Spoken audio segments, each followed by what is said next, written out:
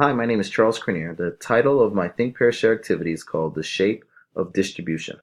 Which one doesn't belong? Distribution shapes.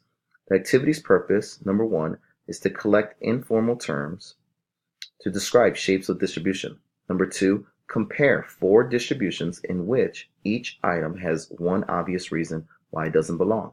Three, encourage. Encourage students to move past the obvious and to find reasons based on mathematical properties. And number four, listen. Listen for students who use the correct vocab to describe the shapes. One doesn't belong. The activities launch. One, arrange. We're going to arrange groups of two where student A is decided by being the winner of the rock, paper, scissors game. Number two, display. Display distributions for all to see. Here's the shape. Which one doesn't belong? They'll have four choices.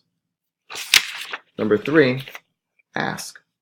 Students will indicate which one does not belong. Number four, explain. Students will share their answers with their partner. Which one doesn't belong? Distribution shapes. Activities, synthesis. Number one, select.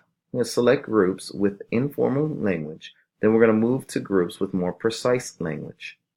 Number two, record. The teacher will display the responses and ask the students if they agree or disagree. Number three, introduce the terms. Finally, the teacher will introduce symmetric, skewed, uniform, bimodal, and bell shape.